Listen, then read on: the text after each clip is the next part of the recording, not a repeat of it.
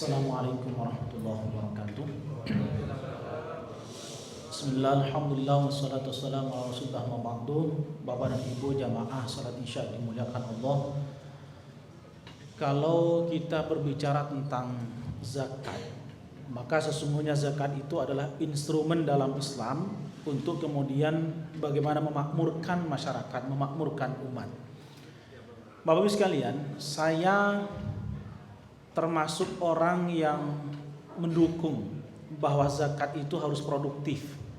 Zakat itu tidak boleh konsumtif, hanya sekedar dibagi habis itu selesai, enggak, tapi itu harus produktif, menghasilkan kebaikan-kebaikan di masa yang akan datang. Karena kalau kita mengaca pada dunia-dunia Arab misalnya, itu zakat digunakan untuk beasiswa, berarti kan produktif banget.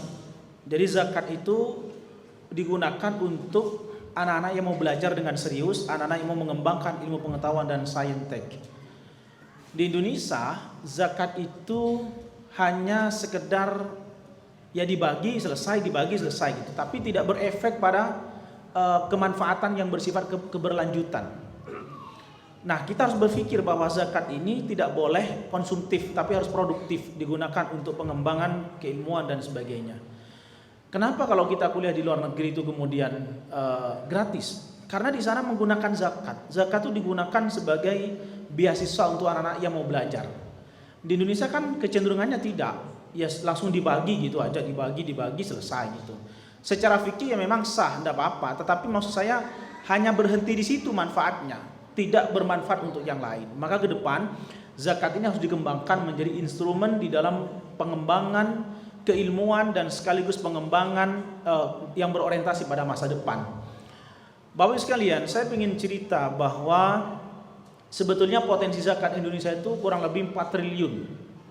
4 triliun itu sebetulnya kalau digunakan untuk beasiswa pendidikan untuk anak TK, SD, SMP, SMA misalnya, itu bisa gratis, tidak usah pakai dana APBN.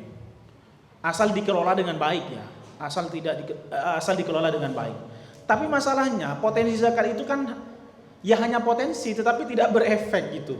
Hanya begitu-begitu doang. Lah itu yang jadi masalah. Nah, saya ingin zakat ini tidak hanya gitu, tapi betul-betul bermanfaat untuk yang lain. Surabaya misalnya. Surabaya itu sudah sekian tahun yang lalu mendirikan Basnas. Semua ASN, aparatur sipil negara wajib zakat. Dalam kurun waktu 2 bulan sudah 2,5 miliar Pak zakatnya itu. Dan anak-anak Surabaya itu bisa mengakses dana beasiswa dari zakat itu. Itu kan bagus sekali. Saya berharap Masjid Jabal Nur juga punya potensi besar untuk menjadi UPZ, unit pengumpul zakat, nanti SK-nya dari BAS. Bisa. Jadi zakat itu dikumpulkan di Masjid Jabal Nur, dikelola dengan baik, disalurkan kepada du'afa, ya, kepada fuqara, masakin dan sebagainya tadi itu. Nah, itu sebetulnya potensi zakat kita. Lah sayangnya kita tidak berorientasi ke sana. Satu, yang kedua, saya ingin menyampaikan bahwa zakat fitrah itu sebetulnya kewajiban yang bersifat tahunan dan itu menurut saya harus dikelola dengan baik. Tidak sekedar bagi-bagi zakat, tapi betul-betul disalurkan ke orang-orang yang mustahik, kerjasama dengan RT RW di siapa di kampung itu yang memang berhak dan sebagainya, itu kasih. Kecenderungannya masjid-masjid kadang-kadang mengumpulkan tapi kemudian dibagi gitu aja, sepenting selesai gitu. Bahkan kadang-kadang ada yang aneh, sudah 7 hari setelah Lebaran Idul Fitri saya mau bagi zakat, karena malam itu katanya orangnya pulang gitu. Lah, kalau pulang itu ditelepon diberikan, kalau enggak bisa ya silakan berarti titip gitu. Tapi jangan diberikan nunggu 7 hari, orang itu pada balik. Enggak. Zakat itu malam itu harus tuntas. Enggak boleh ditimbun, enggak boleh. Harus tersalurkan semuanya. Kalau orangnya enggak ada ya dititipkan gitu. Tapi itu dikasih tahu bahwa itu sudah zakat gitu. Nah, potensi zakat fitrah kita sebetulnya juga besar Bapak Ibu sekalian. Hanya saja memang lagi-lagi tidak berorientasi pada keberlanjutan. Ya hanya sekitar gitu-gitu doang. Nah, dalam perspektif teologis, zakat itu adalah membersihkan jiwa Bapak Ibu.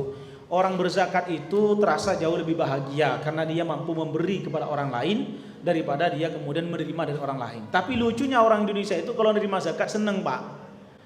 Kasus 2006 di Pasuruan itu yang 20 orang meninggal diinjak-injak itu hanya karena rebutan uang 20.000 saat itulah ya. Ada orang bayar zakat 20.000, kemudian saking antrinya itu banyak yang injak-injak mati. Itu potret masyarakat kita itu senang menerima, tidak senang memberi. Padahal di zaman Khalifah Umar bin Abdul Aziz itu justru orang tuh berlomba-lomba ngasih. Bahkan sampai nggak ada orang yang nerima. Enggak, kami nggak wajib nerima, kami nggak punya hak untuk nerima karena kami ini juga punya kewajiban berzakat. Saking makmurnya. Sekarang justru kebalik, yang mau zakat nggak ada, yang nerima banyak. Akhirnya rebutan. Itu masalahnya. Baik Bapak Ibu sekalian, saya kira itu yang saya sampaikan. Semoga ini menjadi pencerahan bagi kita semuanya. Semoga panjenengan semua sehat selalu, panjang umur, ketemu dengan Ramadan yang akan datang. Saya mohon izin undur diri lebih awal. Sebetulnya saya ini mencuri waktu di tengah-tengah acara. Habis ini saya harus balik ke lokasi acara karena jam 8 sudah harus penutupan. Saya mohon izin, terima kasih, semoga sehat semuanya. Sampai jumpa di Ramadan yang akan datang. Sekian, assalamualaikum warahmatullahi wabarakatuh.